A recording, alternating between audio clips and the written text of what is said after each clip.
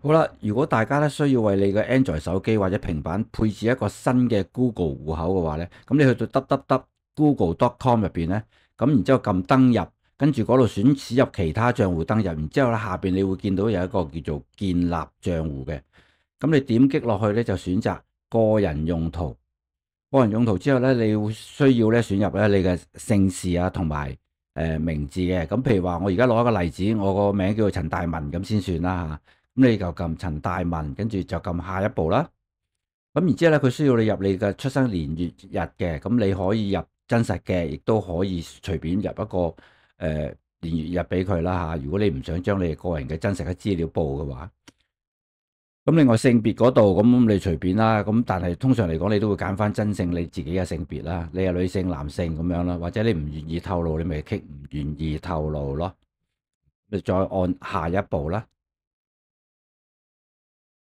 咁佢呢度咧，因為你唔入晒成個出生日期咧，佢係唔俾你過嘅。登入帳戶個名啦，咁你咪嘗試下陳大文先咯嚇。首先，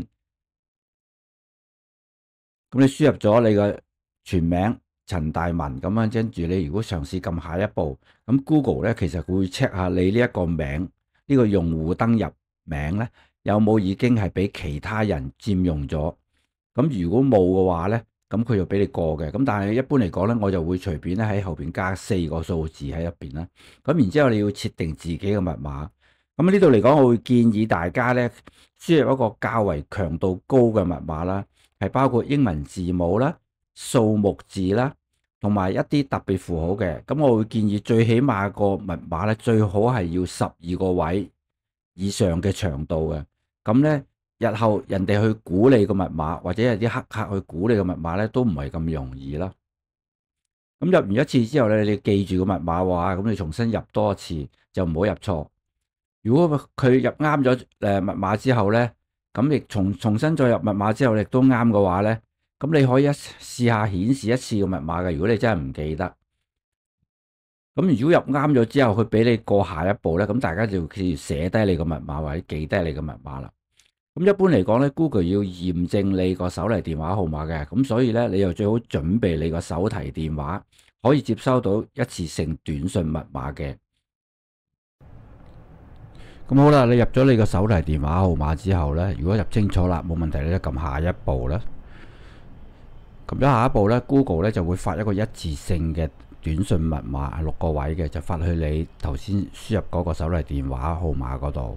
咁你見到之後輸入咗冇問題呢，咁佢跟住呢就會要求你呢入一個叫做後備嘅電子郵件地址。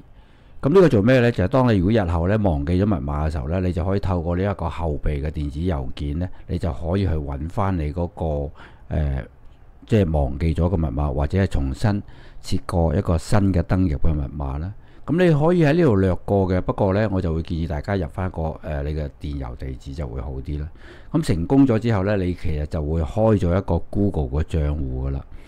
咁開咗 Google 帳戶之後咧，你以後就可以用喺你一個Android 嘅手機或者係平板嗰度。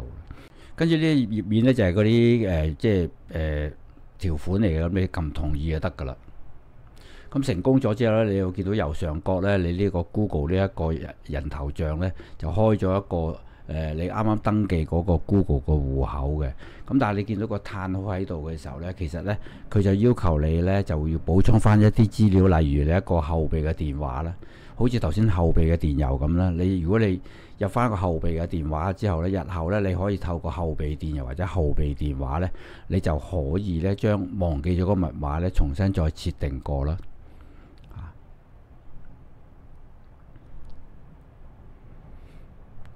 咁你成功入晒呢啲資料之後呢，咁你就正確嚟講呢，你就可以 click 落去你嗰個後備嘅電郵郵件嗰度呢，就叫佢傳送一個驗證碼啦。